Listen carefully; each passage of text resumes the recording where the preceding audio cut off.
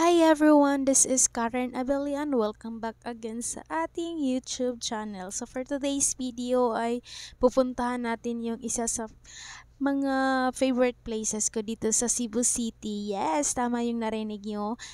Yung ating pupuntahan na lugar ngayon is part siya ng Cebu City. And this is so nice kasi ang ganda ng view papunta doon. So, before we go there is today, it's Saturday. So, before kami pumunta doon, is nag-take muna kami sa aming enhancement exam as a Prop Ed 8 namin. And after ng exam namin, so we decided na gumala. So, since malapit naman yun din yung aming service teacher. So, before yung time na yun at before bumalik yung aming books, yung FS1 and 2, so we decided na gumala muna kami para pang refresh lang yung pang stop sa mga school works, ganon. So, we decided na mag-relax and maggala-gala, bonding with friends, ganon. So, ayan.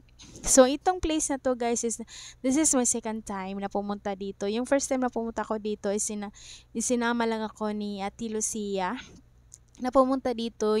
Yun yung time na pumunta kami sa Toong National High School, which is yung sa alma mater na need na dalawang teacher na magpicture kami. So, that is the main reason why kung bakit kami pumunta nung time na yon. And then this time is pupunta kami kasi ito yung time na fiesta sa kanilang barrio. And then mamakal kami doon, guys. Ang daming pagkain. And then, isa sa mga rason kung bakit kami pumunta ngayon is talaga yung view kasi kailangan naming mag-quit muna sa city view para naman ma-relax yung aming mga brain cells kasi paparating na din yung aming stress. Kasi po, malapit na pong maibalik yung aming books na FS1 and 2. So, ibig sabihin is magiging bombarded na naman kami sa mga answer na kailangan naming ilagay doon yung mga kung ano yung mga na-observe namin doon sa schools na kung saan kami nakadestino ngayon. And aside from that, we decided na din gumala ngayon kasi malapit na din yung aming service teacher. Yung ibig sabihin nun is malapit na yung time na talagang kami na yung magtuturo. And this coming November, so super lapit na talaga. And then ginagrab lang namin yung mga kung ano yung mga oportunidad na pwede kaming makapag-relax for the meantime. So that is the main reason kung bakit kami pupunta sa bukid ngayon. So itong bukid na to is kina Ate Lucia ito. So yes, and I hope you will enjoy this video kasi nag-enjoy talaga kami dito kasi ang ganda talaga ng view dito. So if you are planning to go here, so much better na meron kayong kasama para mas ma-enjoy nyo yung view at meron kayong kausap, yung kakwentuhan, kachismisan sa ating mga buhay-buhay, yung ganon. So, ayan yung isa sa messages ko. And if you're planning to go here, then kindly check the ano na lang, ano bang tawag yun? Yung sa check the weather forecast kasi pag hindi kayo nag-check baka umulan pagpunta doon. So, baka mahirapan kayong maghanap ng motor, yung mga ganon. And pag pumunta kayo doon, guys, kung lamigin kayo, much better na magdala kayo ng jacket kasi pagka lagpas yun yung nung Buhisan Dam, super lamig na papuntang taas kasi puro kahoy na yung madadaanan nyo. So, wala na kayong madadaanan ng mga building. So, basically, puro na siya kagubatan. So, and you are really road tripping in the middle of the gubat. So, yun yung isa sa pinakamagandang nangyari sa araw namin ngayon. So, that would be all muna. So, please enjoy watching, everyone.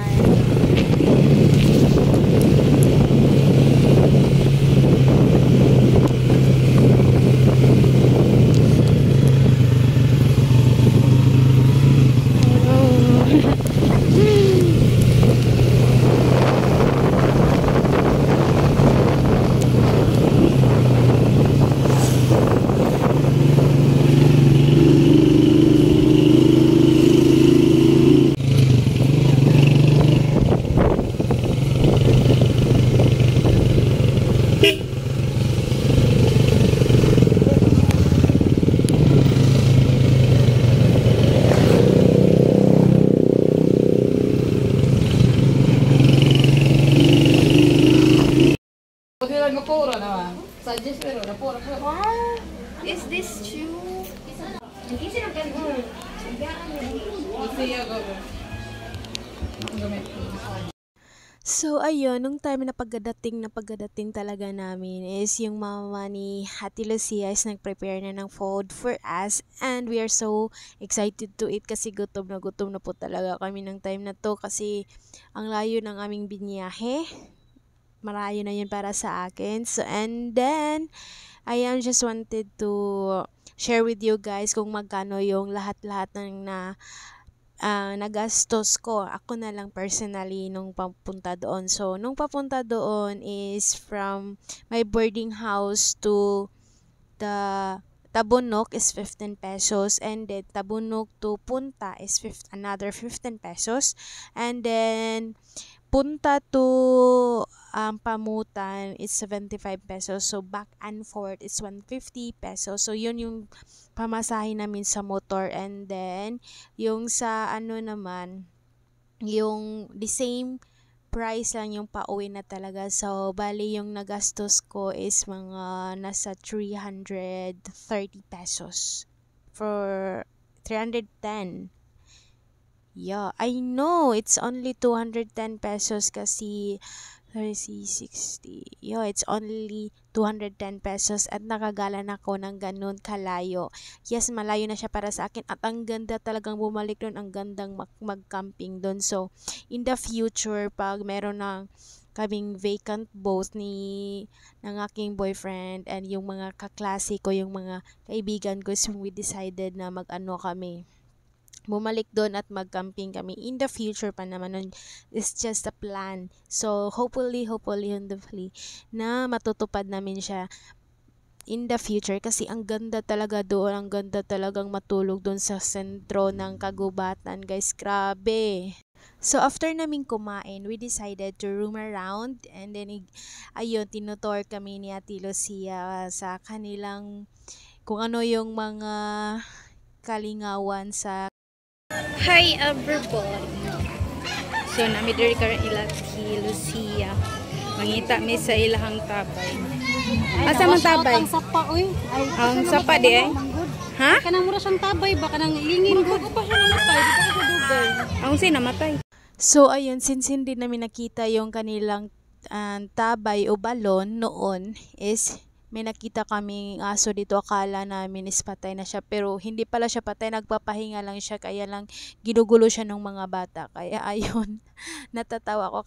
Akala kasi namin is patay na siya kasi humiga siya dun sa may sapa. Kaya yun, nagising siya at lumaya siya sa kanyang inihigaan. Boys, kini patay ang ginawa. Kung tao ba May pero man Napo yung hugot ay sayahan nila pares. flowing water.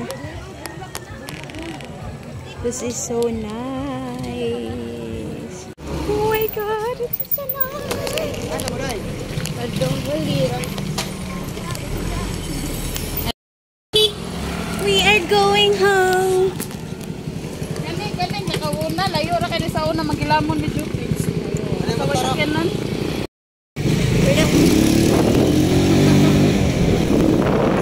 Go, go.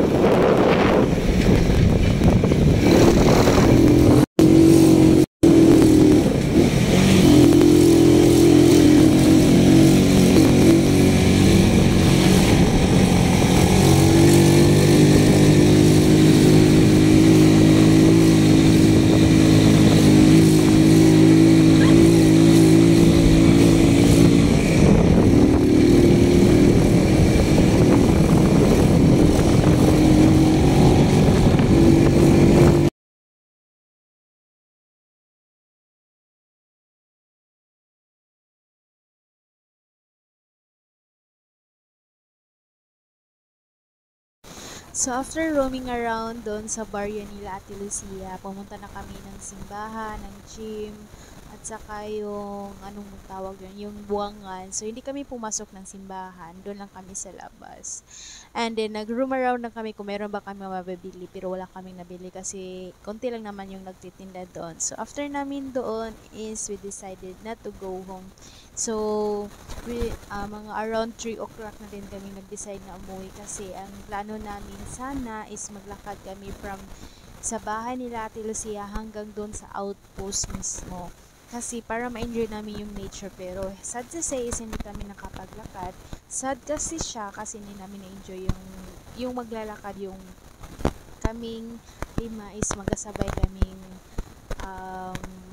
kaming maglakad kasi nga meron kasing kilala si Ate Lucia doon na na driver ng motor, and then naghanap siya ng iba para dalawa kasi kaming motor kasi 5 kasi kaming pumunta rin sa Ate Lucia, si Ate Panisan, ako at sa Michelle and si Pospos. So basically hindi kami magkasya sa isang motor lang, so 2 motor yung kailangan namin. So ayun, naganap yung isang motor ng para 2 na sila, kaya hindi pa kami nakarating sa outpost is dumating na sila, kaya ayun, sumakay na lang kami para naman din mas makarating kami doon sa mismo sa highway ng maaga kasi meron pa rin kaming mga bibilin para sa school sa amin. So ayun lang, and this is gonna be a good day. This is so wonderful. So yun lang muna, so please enjoy watching the rest of the video guys. Bye!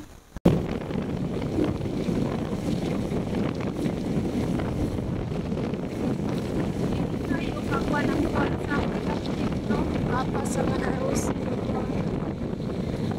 Naked.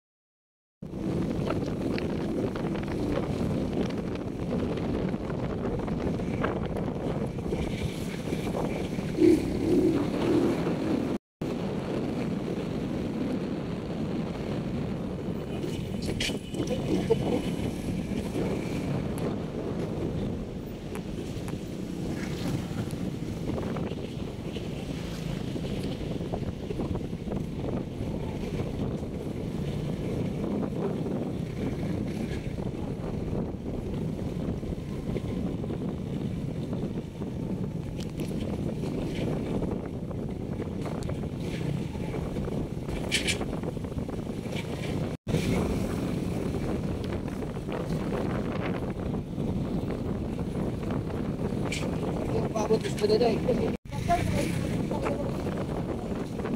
Ay, parang tulog mo ko. Opat.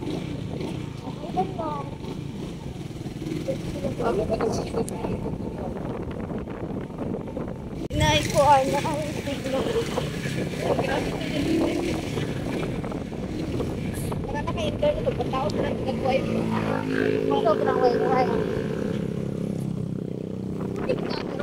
Mahal-mahal ito. Like,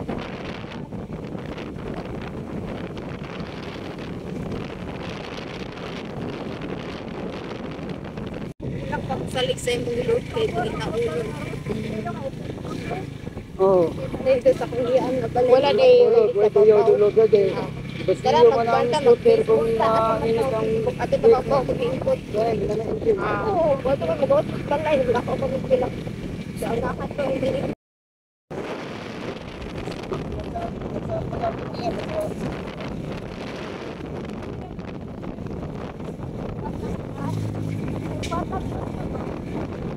Bawat sa gamit.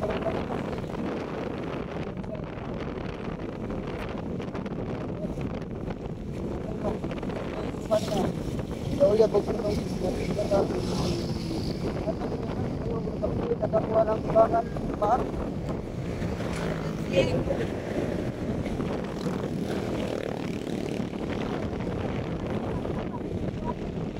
dito sa konti.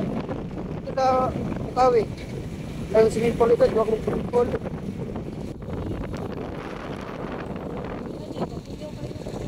Diri ni siyok og sugod ako dunggan ganiha. Sige. Yan naman day. Tangas kayo ba?